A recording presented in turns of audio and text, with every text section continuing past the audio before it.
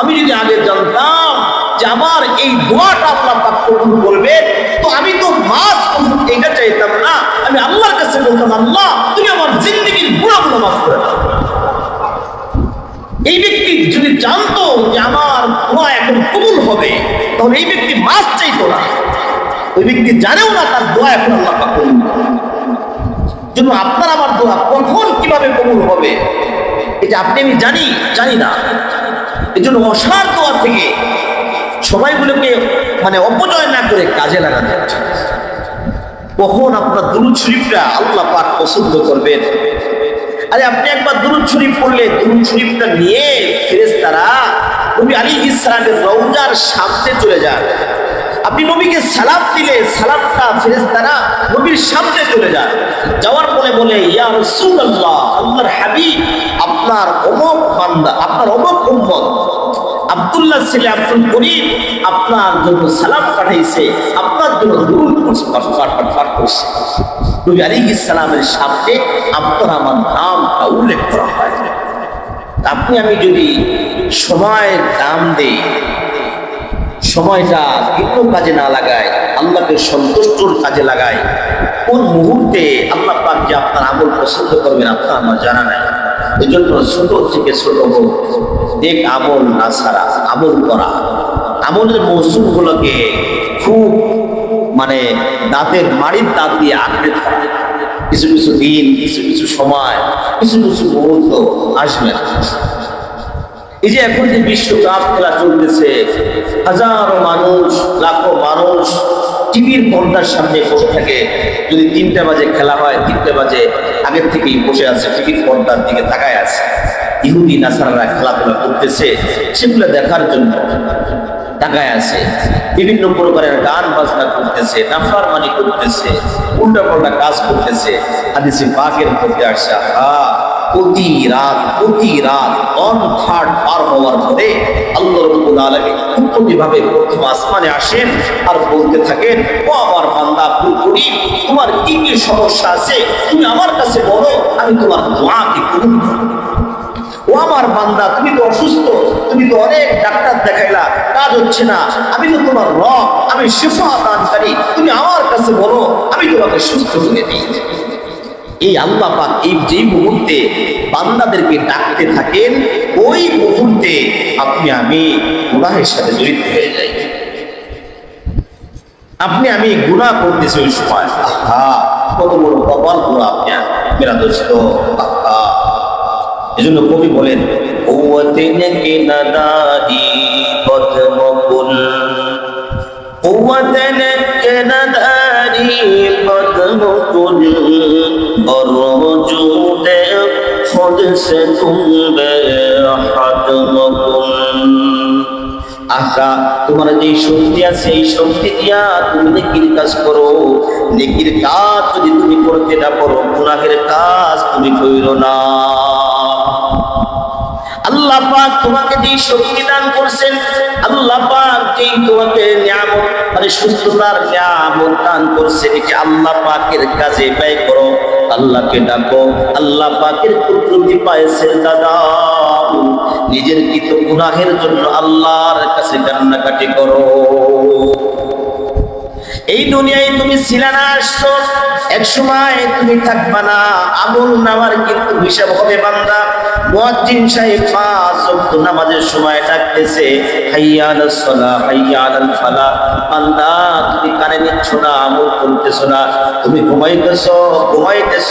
মুয়াজ্জিন সাহেব বলতেছে, আস-সালাতু খায়রুম মিনান নাওম। ঘুম থেকে নামাজ উঠতেও তুমি উঠতেছো না, তুমি ওঠো, আল্লাহর দিকে ফিরে আসো।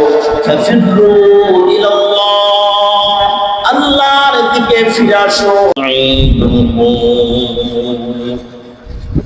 ونستغفره ونؤمن به ونتوكل عليه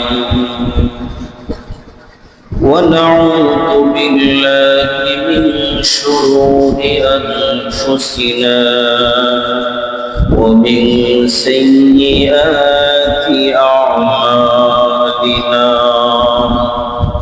من يهده الله فلا مضل له ومن يضلله فلا هادي له ونشهد أن لا إله إلا الله وحده لا شريك له ونشهد أن سيدنا وحبيبنا ومولانا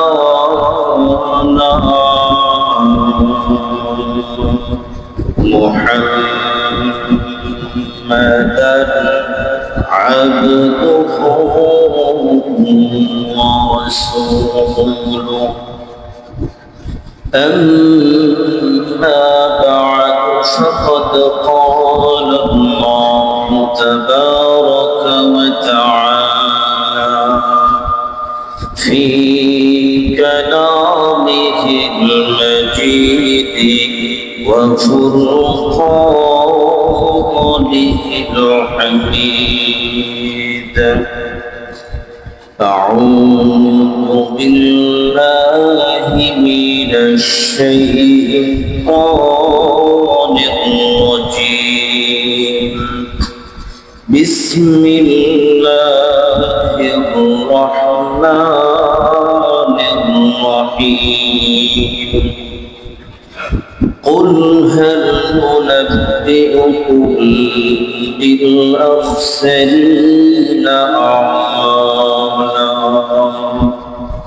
الذين ضل سعيهم في الحياة الدنيا وهم يحسبون أنهم يحسنون صنعا وقال النبي صلى الله عليه وسلم ليس منا من ضرب الخدود وشق الجيوب ودعا بدعوى الجاهلية أو كما قال عليه الصلاة والسلام شكري درود شريف اللهم صل على محمد وعلى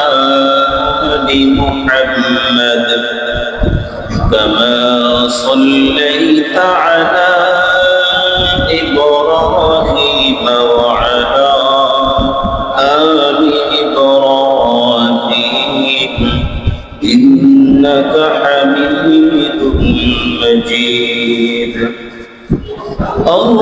اللهم بارك على محمد وعلى آل محمد كما باركت على إبراهيم وعلى آل إبراهيم إنك حميد مجيد الحمد لله ثم الحمد لله আল্লাহ পাকের দরবারে অসংখ্য অগণিত শুকর এবং সুজুদ যে আল্লাহ রাব্বুল আলামিন আমাদেরকে জুমার সালাত আদায় করার জন্য তার ঘর মসজিদে এসে বসার তৌফিক দান করেছেন এজন্য শুকরিয়া আদায় করি আলহামদুলিল্লাহ। আজকের দিন শুক্রবারের দিন, আজকে এমন একটা দিন, এই দিনের নাম হলো আশুরা। আল্লাহ রাব্বুল আলামিনের কাছে খুবই গুরুত্বপূর্ণ একটা দিন আশুরা দিন। হযরত মুসা আলাইহিস সালাম সহ তার দলবল সহকারে আল্লাহ রাব্বুল আলামিন এই দিনে ফিরাউনের জুলুম থেকে আল্লাহ পাক মুক্তি দান করেছিলেন। নবী করিম সাল্লাল্লাহু আলাইহি ওয়াসাল্লাম ইরশাদ করেন, এই দিনে নবী করিম সাল্লাল্লাহু আলাইহি ওয়াসাল্লাম ইরশাদ করেন, এই দিনে মুসা আলাইহিস সালামের দলবল সহকারে ফিরাউনের জুলুম থেকে আল্লাহ পাক মুসা আলাইহিস সালামকে মুক্তি দিয়েছেন এবং কিয়ামতের আগ পর্যন্ত বহু জাতি বহু মানুষকে আল্লাহ রাব্বুল আলামিন এই দিনে মুক্তি দান করবেন।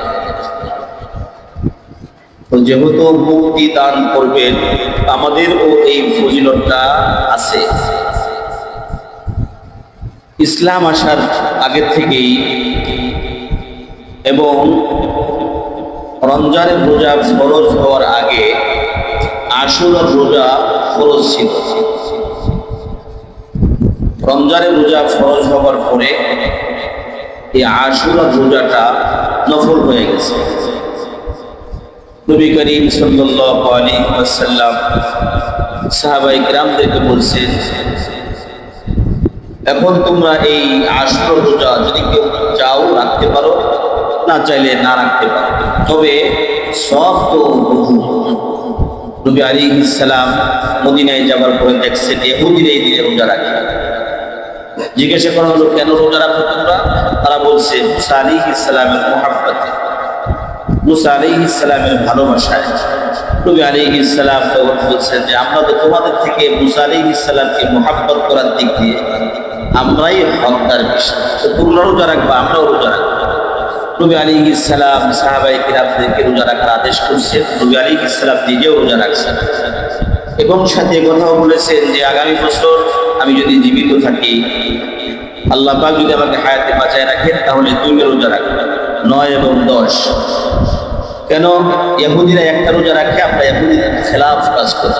ইহুদিরা যে কাজ করে সেই কাজ আমরা করব না। ওদের আমলের সাথে আমাদের আমল মিলাবো না। ওদের আমল এক প্রকারের, আমাদের আমল ভিন্ন প্রকারের। ইহুদিদের আমলের সাথে আমল না মিলানোর জন্য আশুরা রোজা 2টা, 9, 10 অথবা 10, 11। আলহামদুলিল্লাহ গতকাল অনেকেই রোজা রাখছেন, আজকেও রাখছেন, আবার কেউ আজকে রাখতেছেন, আগামীকালকেও রাখবেন। মাদ্রাসাতুল আবরারের সমস্ত ছাত্র উস্তাদ গতকালকে রাখছেন, আজকেও রাখবেন ইনশাআল্লাহ। তো সেই গুরুত্বপূর্ণ দিন আজকে, মুক্তির দিন, গুনাহ মাফ করানোর দিন, আল্লাহ পাককে সন্তুষ্ট করার দিন, আশুরার দিন। এই দিনটা আগের থেকেই গুরুত্বপূর্ণ, ফজিলতপূর্ণ। নবী আলাইহিস সালামের ইন্তেকালের 50 বছর পরে হুসাইন রাদিয়াল্লাহু তাআলা এই দিনেই শাহাদত বরণ করেন কারবালার প্রান্তে। এই দিনটা ফজিলতপূর্ণ দিন।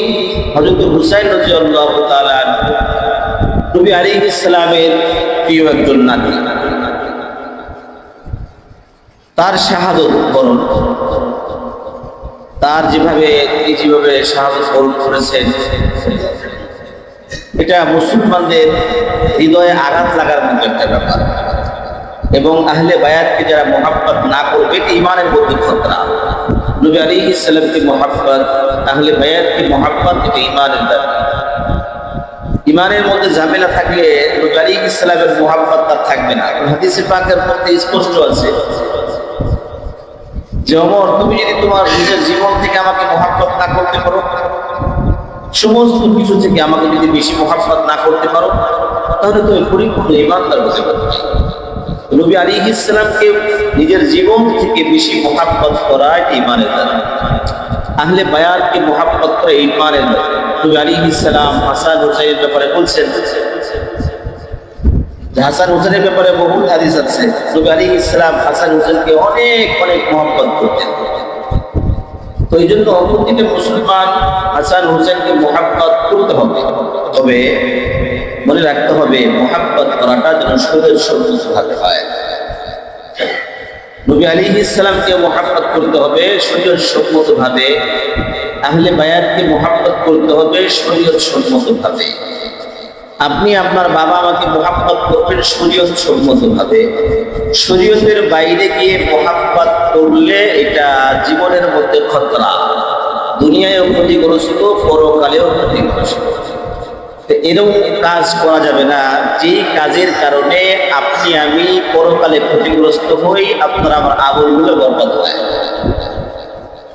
কোরআন এবং সুন্নাহ অনুযায়ী প্রত্যেকটা আমল আল্লাহ পাকের কাছে গ্রহণযোগ্য। কোরআন এবং সুন্নাহ ব্যতীত আল্লাহ পাক এই আমলগুলোকে গ্রহণ করেন না। তো আহলে বায়াতের প্রতি মোহাব্বত রেখে হুসাইন রাদিয়াল্লাহু তাআলা আনহু যে শাহাদাত আশুরার দিনে হয়েছে, এই জন্য হুসাইন রাদিয়াল্লাহু তাআলা আনহু মোহাব্বতে নিজের শরীরের মধ্যে আঘাত করা, আরো অনেক উল্টাপাল্টা কাজ করা, এগুলো আসলে শরীয়ত সম্মত না। নবী আলাইহিস সালাম যে আপনাকে পছন্দ করবেন, আল্লাহ পাক যে আপনার আমলকে মোহাব্বত পছন্দ করবেন, বিষয়টা এরকম না। আল্লাহ পাক আপনার আমল পছন্দ করবেন নবীর সুন্নাহ অনুযায়ী। হুসাইন রাদিয়াল্লাহু তাআলা আনহুর ইন্তেকাল, শাহাদাত, নবী আলাইহিস সালামের ইন্তেকালে হিজরতের 50 বছর পরে। নবী আলাইহিস সালাম জীবিত থাকা অবস্থায় ইন্তেকালের আগে অনেক সাহাবীর শাহাদাত হয়েছে। নবী আলাইহিস সালামের আত্মীয় স্বজনদের মধ্যে অনেকেই ইন্তেকাল হয়ে গেছে। এমনকি নবী আলাইহিস সালামের সন্তান 3টা ছেলে ছিল, এই ছেলেরও ইন্তেকাল হয়েছে জীবন দশায়। যখন এক ছেলের ইন্তেকাল হলো, নবী আলাইহিস সালাম কান্দে, চোখ দিয়ে পানি পড়ে, ঝরঝর করে পানি ঝরতেছে। সাহাবায়ে কেরাম রাদিয়াল্লাহু তাআলা জিজ্ঞাসা করলেন, ইয়া রাসূলুল্লাহ, আপনি তো আখেরি নবী, সমস্ত নবীদের নবী, দোজাহানের বাদশাহ, আপনিও আপনার ছেলের জন্য কাঁদেন নাকি? নবী আলাইহিস সালাম তখন বললেন, ও আমার সাহাবীরা, আমি তো মানুষ, আমার তো দিলের মধ্যে মায়া মোহাব্বত আছে, আমার সন্তানের মায়া মোহাব্বত আমার দিলের মধ্যে আছে। আমার কি দিলে ব্যথা লাগবে না? আমার সন্তানের জন্য কি আমার চোখ দিয়ে পানি পড়বে না? স্বাভাবিক ব্যাপার। আমার সন্তানের ইন্তেকাল হয়েছে, নবী আলাইহিস সালামের চোখ দিয়ে পানি পড়ছে। নবী আলাইহিস সালামের আত্মীয় স্বজন সাহাবায়ে কেরামের ইন্তেকাল হয়েছে, দুঃখ কষ্ট লাগা, এটা মানুষ হিসেবে স্বাভাবিক, তবে এটা শরীয়ত সম্মত হতে হবে। নবী আলাইহিস সালামের সন্তানের জন্য অনেক কিছু করতে পারতেন, সেটা শরীয়ত হয়ে যায়। নবী আলাইহিস সালাম সন্তানের জন্য, নিজের স্ত্রীর জন্য, সাহাবায়ে কেরামের জন্য এবং আত্মীয় স্বজনদের জন্য যেভাবে ইন্তেকাল হয়েছে, ইন্তেকাল হওয়ার পরে নবী আলাইহিস সালাম কি করছে, এটাই শরীয়ত। একটা হাদিস আপনাদের মনে থাকার কথা, নবী আলাইহিস সালাম যে মিসওয়াকের হাদিস আছে, মিসওয়াক, এটা নবী আলাইহিস সালাম যদি মুআযাবাতান ধারাবাহিকভাবে করতেন, এটা ফরজ ওয়াজিব হয়ে যায়। আর অনেক আমল আছে নবী আলাইহিস সালাম এটা স্টপ হয়েছিলেন, চুপ ছিলেন। কেন? যদি বারবার এটা করতেন তো এটা ওয়াজিব হয়ে যেত, আল্লাহ পাক ওয়াজিব করে দিতেন। নবী আলাইহিস সালাম উপরের দিকে খেয়াল করে এগুলো করেন না। যেগুলো নবী আলাইহিস সালামের দ্বারা হয়েছে এগুলো শরীয়ত। নবী আলাইহিস সালাম যেগুলো মৌন সমর্থন করছেন এগুলোও শরীয়ত। সাহাবায়ে কেরামদেরকে দেখছেন আমল করার জন্য, নবী আলাইহিস সালাম কিছু বলেন নাই যে না ঠিক আছে, বলছে ঠিক আছে, এটা শরীয়ত, এটাও সুন্নাহ। নবী আলাইহিস সালামের যে কথা বলছেন, কাজ করছেন, এগুলো সুন্নাহ, মৌন সমর্থন, এগুলো সুন্নাহ। নবী আলাইহিস সালামের জীবন দশায় যা কিছু আল্লাহ পাক ঘটাইছেন, এগুলো আমাদেরকে অনুকরণ করতে হবে যে এই পরিস্থিতি হলে কি করতে হবে। তো নবী আলাইহিস সালামের ইন্তেকালের 50 বছর পরে হুসাইন রাদিয়াল্লাহু তাআলা শাহাদাত, এই শাহাদাতটা হুসাইন রাদিয়াল্লাহু তাআলা শাহাদাত তো এমনি মর্যাদাপূর্ণ, তো এই আশুরা দিনে হওয়ার কারণে হুসাইন রাদিয়াল্লাহু তাআলা শাহাদাতের মর্যাদাটা আরো বেড়ে গেছে। বিষয়টা এরকম না যে হুসাইন রাদিয়াল্লাহু তাআলা আনহুর শাহাদাত হওয়ার কারণে এই মুহররমের 10 তারিখের মর্যাদা পাচ্ছে, বিষয়টা এরকম না। বিষয়টা এরকম যে হুসাইন রাদিয়াল্লাহু তাআলা আনহু এই দিনে শাহাদাত বরণ করার কারণে হুসাইন রাদিয়াল্লাহু তাআলা আনহু শাহাদাতের মর্যাদা পাচ্ছে। কারণ এই দিনের মর্যাদা আগের থেকে, এই দিনের মর্যাদা আগের থেকে। বৃহস্পতিবার রাত, শুক্রবারের রাত ইন্তেকালে অনেক ফজিলত আমরা শুনছি। এখন কোনো একজন বড় ব্যক্তি ইন্তেকাল হওয়ার কারণে বৃহস্পতিবার এই দিনের মর্যাদা বাড়বে নাকি ওই ব্যক্তির এই দিনের কারণে বাড়বে? ওই ব্যক্তির মর্যাদা এই দিনের কারণে। এই জন্য মেরা দোস্ত, যা কিছু আমরা করব এটা যেন শরীয়ত সম্মত হয়। শরীয়তের বাহিরে কোনো কাজ আল্লাহ রাব্বুল আলামিন এটা পছন্দ করেন না। সূরা কাহফের মধ্যে আল্লাহ রাব্বুল আলামিন ঘোষণা করেন, কুল হাল নুনাব্বিউকুম বিল আখসারিনা আমালা। আল্লাহ পাক বলেন, হে রাসূল, আপনাকে বলে দিব যে আমলের দিক দিয়ে কোন ব্যক্তির ক্ষতিগ্রস্ত, যারা আমল করে কিন্তু ক্ষতিগ্রস্ত। আল্লাহ পাকের একটা আদব অভ্যাস হলো, আল্লাহ পাক নিজে জিজ্ঞেস করে আবার নিজেই উত্তর দেন। নবী আলাইহিস সালামকে প্রশ্ন করেন, আবার কি নিজেই উত্তর দেন। এটা আমরাও জানি যে যেরকম আলাম কাইফা ফাআলা রাব্বুকা বিআসহাবিল ফিল, আমার রাসূল আপনি কি দেখছেন আসহাবে ফিলের অবস্থা কি হয়েছিল?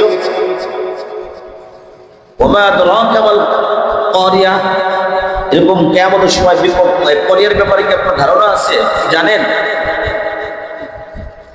ওমা আদরাকা মাল কদরের ব্যাপারে কি আপনার ধারণা আছে? আল্লাহ পাক এগুলো প্রশ্ন করে আবার নিজে নিজেই উত্তর দিয়েছে। আল্লাহ পাকের আয়াত পরের আয়াতে বলেন, আপনি জানেন যে যারা আমল করে আবার তারা ক্ষতিগ্রস্ত। আল্লাহ পাক বলছেন আল্লাযীনা দাল্লা সাইয়ুহুম ফিল হায়াতিদ দুনিয়া, তারা দুনিয়াতে আমল করে চেষ্টা করে, বিভিন্ন প্রকারের আমল করার চেষ্টা করে, তারা ধারণা করে যে এটা সওয়াবের কাজ, কিন্তু আসলে কি এটা তাদের গোমরাহির কাজ। তারা মনে করে এটা আসলে সওয়াবের কাজ, কিন্তু এটা আসলে সওয়াবের কাজ, এটা গুনাহের কাজ। কিসের কাজ? গুনাহের কাজ।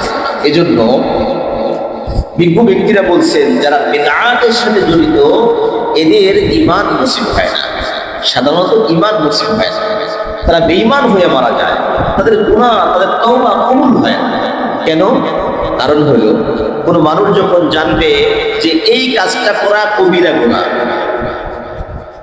এইটা করা কবিরা গুনাহ, ওইটা করা কবিরা গুনাহ, যখন জানবে তারপরও শয়তান করাবে, এই ব্যক্তির যখন বুঝে আসবে যে আমি তো আসলে গুনার কাজ করছি, তুমি জানি এটা গুনাহ কিন্তু করে ফেলছি, এই ব্যক্তি গুনাহ থেকে তওবা করবে, গুনাহ থেকে তওবা করবে, আমি এই গুনাহটা করছি, আল্লাহ তুমি আমাকে মাফ করে দাও, আল্লাহ পাক এই ব্যক্তির তওবা কবুল করবে।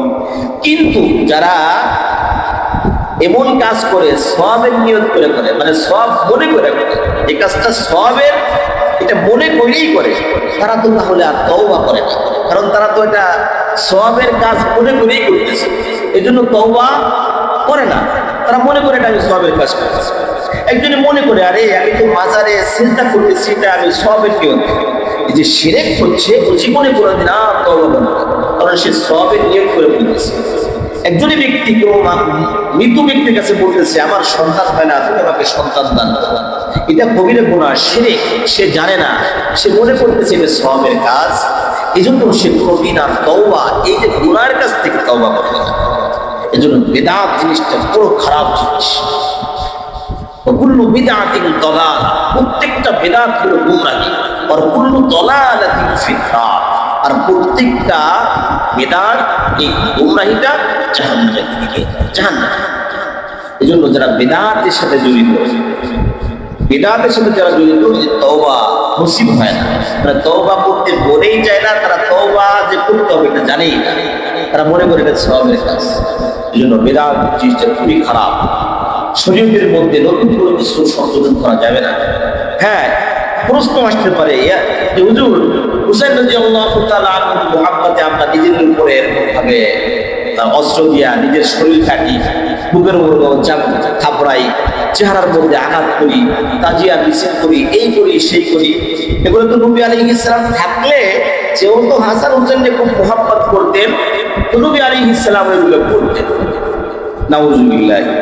আরে নবী আলাইহিস সালামের জীবন দশায় তো অনেক সাহাবীর ইন্তেকাল হয়েছে, নবী আলাইহিস সালামের জীবন দশায় তার অনেক কাছের আত্মীয় স্বজনের ইন্তেকাল হয়ে গেছে, এমনকি তার নিজের সন্তানের ইন্তেকাল হয়ে গেছে।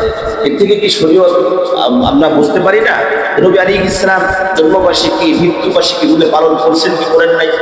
একজনের ইন্তেকাল হওয়ার পরে কি করছেন, কি করছেন, কি করেন নাই, স্পষ্ট স্পষ্ট। এই জন্য হুসাইন রাদিয়াল্লাহু তাআলা শাহাদাতটা মর্মান্তিক ভাবে হয়েছে, এটা প্রত্যেকটা মুসলমানের দিলের মধ্যে ব্যথা লাগা স্বাভাবিক।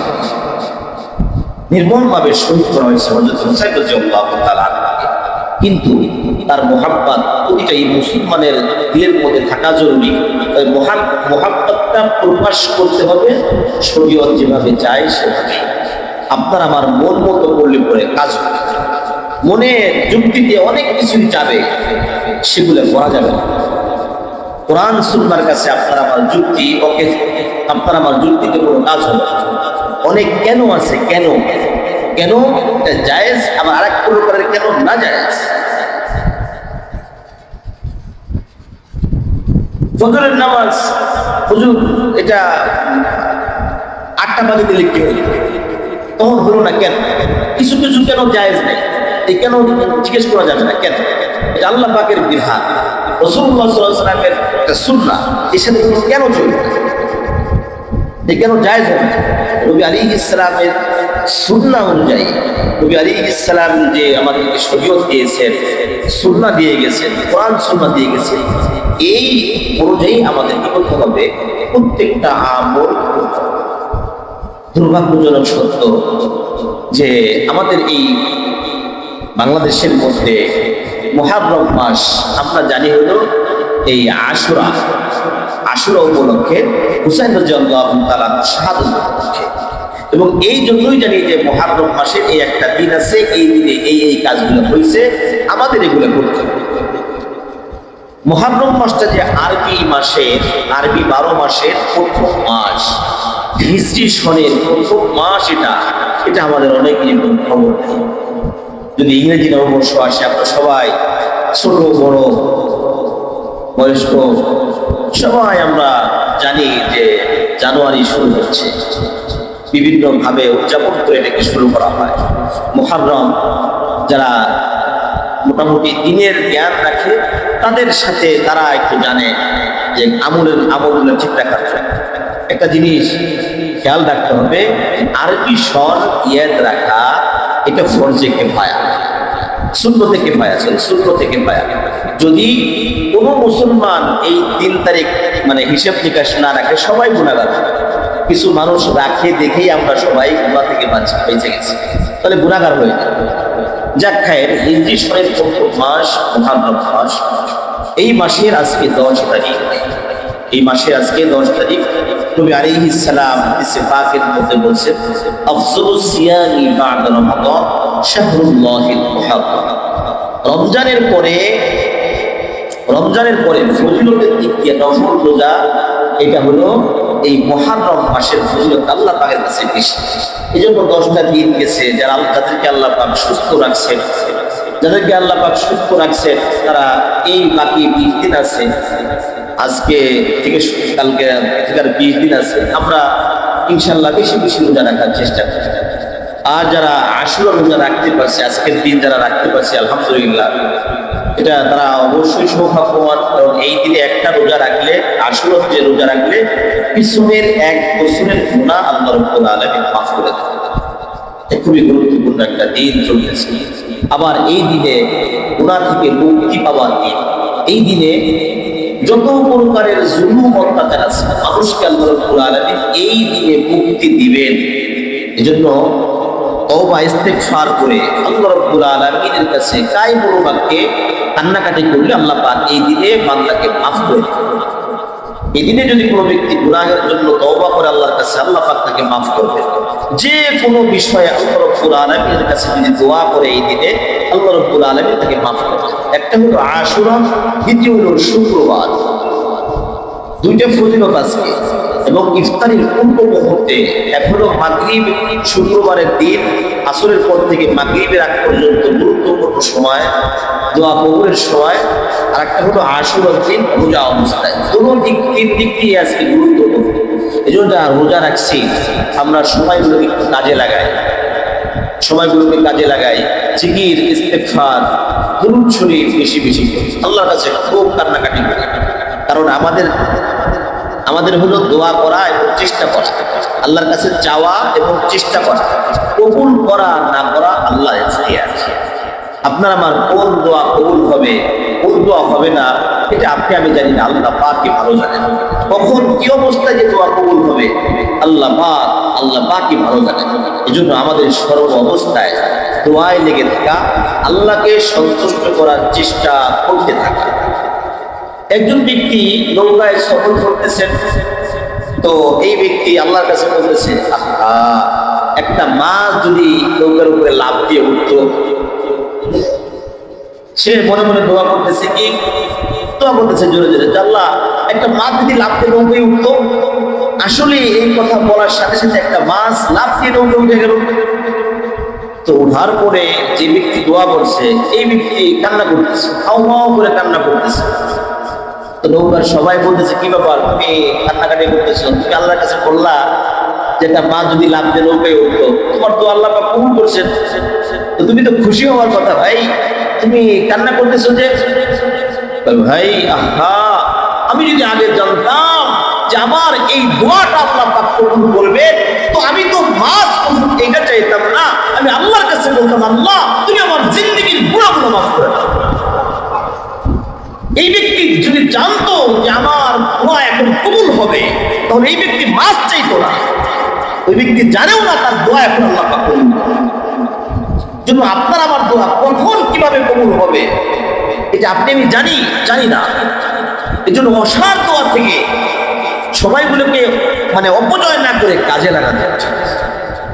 কখন আপনার দুরূদ শরীফটা আল্লাহ পাক পছন্দ করবেন? আরে আপনি একবার দুরূদ শরীফ পড়লে দুরূদ শরীফটা নিয়ে ফেরেশতারা নবী আলাইহিস সালামের রওজার সামনে চলে যান। আপনি নবীকে সালাম দিলে সালামটা ফেরেশতারা নবীর সামনে চলে যান।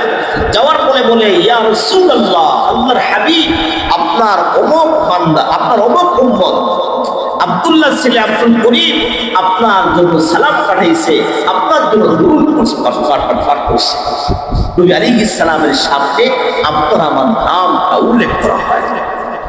আপনি আমি যদি সময়ের দাম দেই, সময়টা ভিন্ন কাজে না লাগায়, আল্লাহকে সন্তুষ্টর কাজে লাগায়, কোন মুহূর্তে আল্লাহ পাক যে আপনার আমল পছন্দ করবেন আপনার আমার জানা নাই।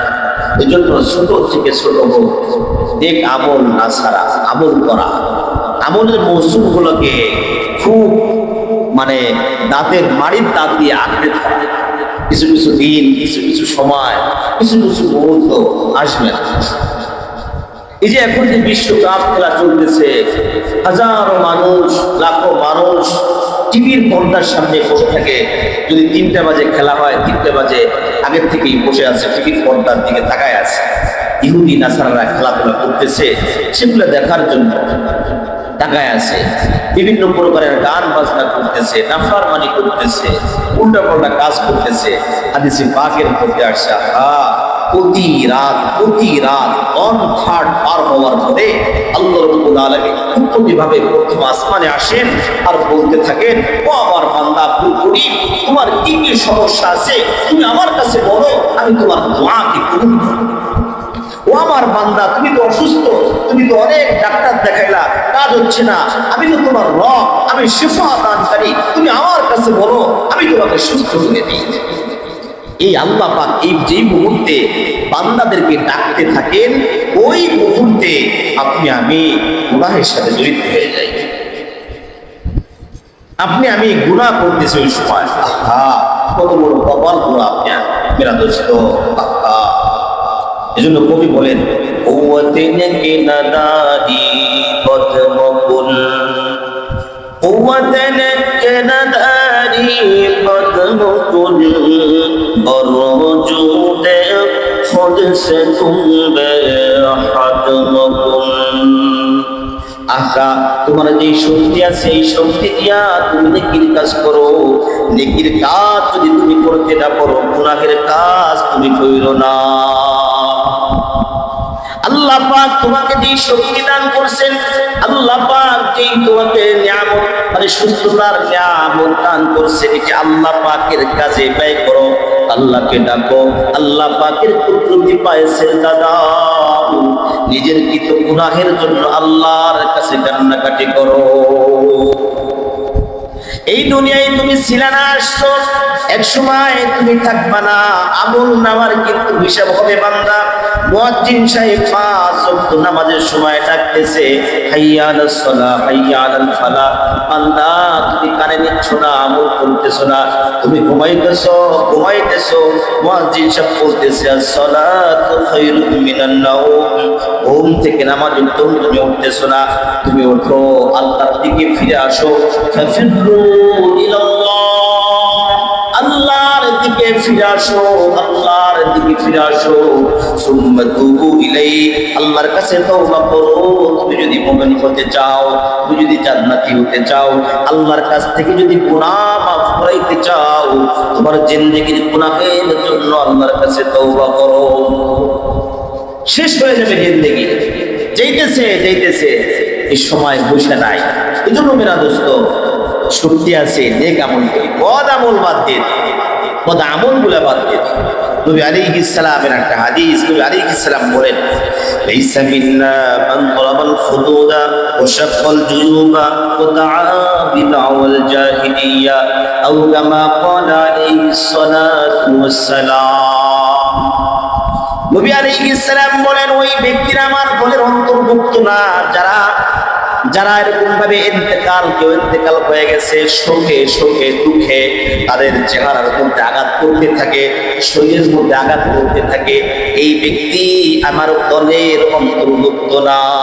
শোকে চেহারার মধ্যে আঘাত করতে থাকে, শরীরের মধ্যে আঘাত করতে থাকে, এই ব্যক্তি আমার দলের অন্তর্ভুক্ত না।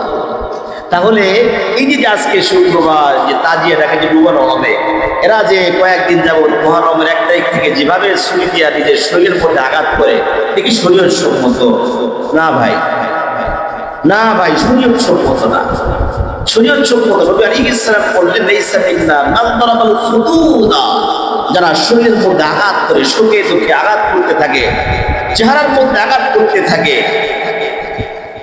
ওয়াশাক্কাল জুনুবা, এবং শোকে দুঃখে কাপড় ছিঁড়ে ফেলতেছে, কাপড় চোপড় ছিঁড়ে ফেলতেছে, ওয়া দাআ বিদাওয়াল জাহিলিয়া, এবং 3 নম্বর হলো যারা আইয়ামে জাহিলিয়ত যুগের মতো যারা এরকম হাই হতাশ করতে থাকে। নবী আলাইহিস সালাম এই হাদিসের মধ্যে 3টা কথা বলেছেন যে এই 3 ধরনের ব্যক্তিরা আমার দলের অন্তর্ভুক্ত না। 1 নম্বর, যারা শোকে দুঃখে তারা চেহারার মধ্যে আঘাত করে, শরীরের মধ্যে আঘাত করতে থাকে। 2 নম্বর, যারা শোকে দুঃখে নিজের কাপড় চোপড় প্রত্যেক এরকম কাপড় চোপড় ছিঁড়ে ফেলাইতেছে। 3 নম্বর, আইয়ামে জাহিলিয়ত যুগের মতো এরকম ভাবে হাই হতাশ করা। আল্লাহ আমাদেরকে হেফাজত করে। তাহলে কোরআন সুন্নাহ যেখানে আছে, এখানে আপনার যদি মনে চায়ও, যদি মনের মানে দিল ফেটেও যায়, তারপরে করা যাবে না, তারপরেও করা যাবে না। যেখানে রাসূলের নিষেধ, আল্লাহ পাক যেখানে অসন্তুষ্ট, সেখানে আমার এই কাজ আমাদের করা যাবে না। আসলে দিন মানেই কারবালা নয়, আসলে দিন মানেই কারবালা নয়। কারবালা ইতিহাস ভিন্ন। নবী আলাইহিস সালামের পবিত্র হুসাইন রাদিয়াল্লাহু তাআলা আনহুর শাহাদাত মর্মান্তিক একটা কাহিনী আমরা সবাই প্রতি বছরই শুনি, ইউটিউবের মধ্যে শুনি, ওয়াজ মসজিদে বহুত শুনছি। এই লম্বা ইতিহাস আর বললাম না। নবী আলাইহিস সালামের ইন্তেকালের পরে প্রথমে খলিফাতুল মুসলিমিন আবু বকর সিদ্দিক রাদিয়াল্লাহু তাআলা 2 বছর, এরপর ওমর ফারুক রাদিয়াল্লাহু তাআলা, ওমর ফারুক রাদিয়াল্লাহু তাআলা 10 বছর, আলী রাদিয়াল্লাহু তাআলা 4 বছর, উসমান রাদিয়াল্লাহু তাআলা 12 বছর, এরপরে হাসান, নবী আলাইহিস সালামের নাতি হাসান রাদিয়াল্লাহু 6 মাস।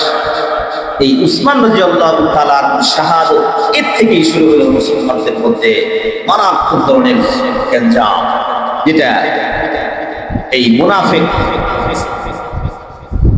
আব্দুল্লাহ বিন সাবা, এই সাবা গোষ্ঠীরা শেষ করে দিল মুসলমান। এখান থেকে চক্রান্ত শুরু, মুসলমানদের মধ্যে মানে গঞ্জাম লাগানো শুরু হয়েছে। মুনাফিকরাই শেষ করে দিল, মুসলমানদের একতা নষ্ট করছে মুনাফিকরা, মুসলমানদের একতা নষ্ট করছে। যুদ্ধ দাঙ্গা হাঙ্গামা সব মূল হইল এই মুনাফিকদের। এজন্য কুরআনুল কারীমের মধ্যে আল্লাহ পাক ঘোষণা করেন, ইন্নাল মুনাফিকিনা ফি দারকিল আসফালি মিনান নার, মুনাফিকদের স্থান জাহান্নামের সর্বনিম্ন স্থান।